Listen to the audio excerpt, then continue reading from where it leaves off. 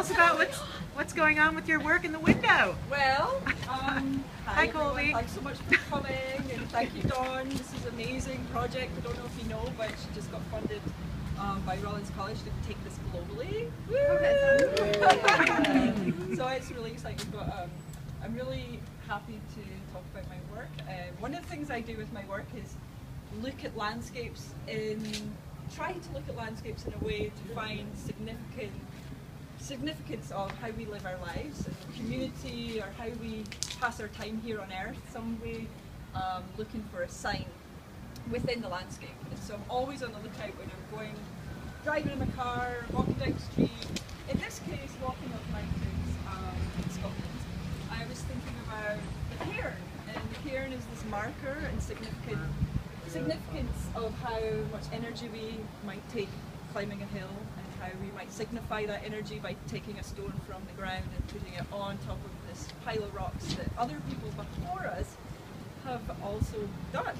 And so in time and space, we are joining this community of other people who have also climbed the mountain, also lost their breath going up that hill, also looked at that vista and admired this sublimity, and then taking ownership of that moment and putting that stone on that cairn to almost capture it and say, I own this hill, I own this land, and I'm here on this earth.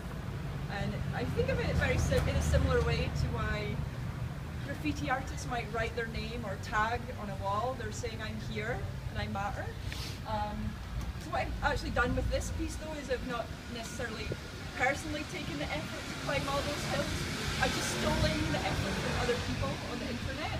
So I went around the internet all over the world trying to find images of other people's effort going up a mountain. Tourists have taken photographs of their stone on a cairn in Scotland, in New Zealand, in Australia, up somewhere in America, somewhere, I don't know. I've lost count of all the places that they were.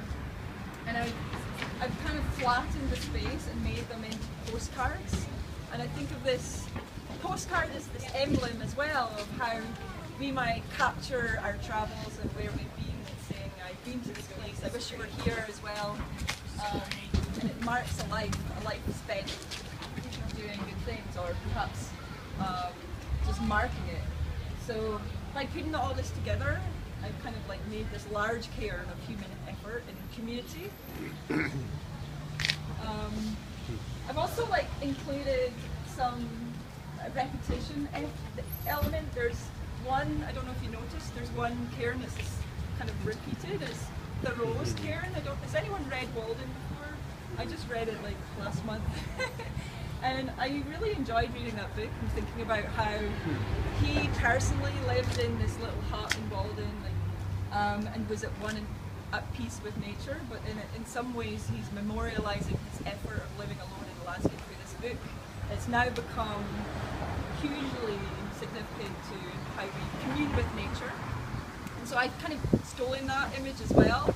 His cairn was made for him after his death, and it's in the spot Walden was. And pilgrims will go there and they'll put another stone on, and they'll like add to his memory that way, and like just jumping on it. So that's what I've done. I've stolen his image, and I've stolen many people's images, and I'm jumping on that idea of community and communing with nature, but at the same time kind of like analysing this commune with nature and being a bit satirical, thinking about how we like to take ownership of wildernesses. We don't just look at them always and appreciate them. We like to perhaps kind of control them like the garden, or we like to capture them via photograph, or make them into some sort of trophy of effort. I bagged that mountain. So we're always a little bit we're not always at ease with our nature, and so I'm talking about that stuff too. That's about it. And there's a whole bunch of other stuff, but you guys can ask me questions.